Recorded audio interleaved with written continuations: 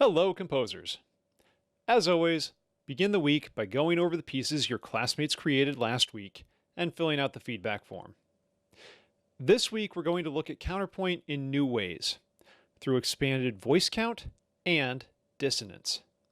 And we're going to look at expanding our harmonic palette beyond the standard triadic harmony that you already know and love. Let's start with upping the voice count in counterpoint.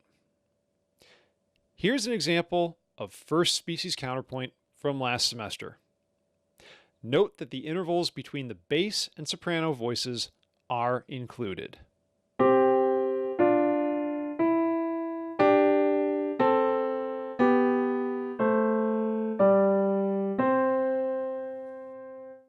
Not too surprising.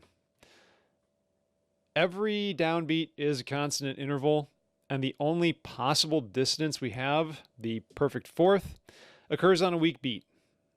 Let's expand on this.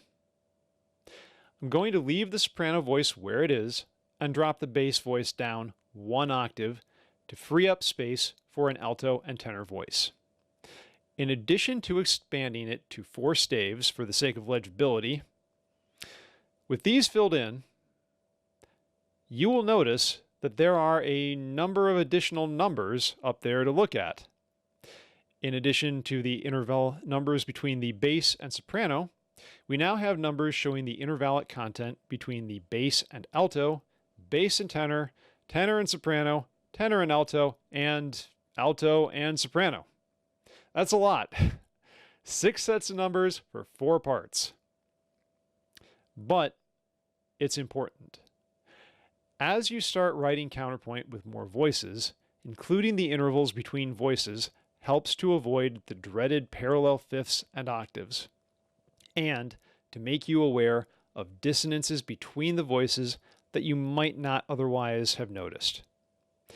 One thing to really be aware of is to remember to count up from the lowest voice to the highest one.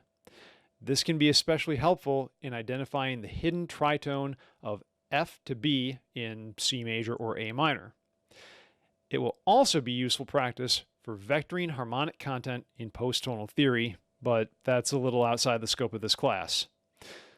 Suffice it to say that being aware of the interval content between each voice at any given point in the counterpoint is the goal.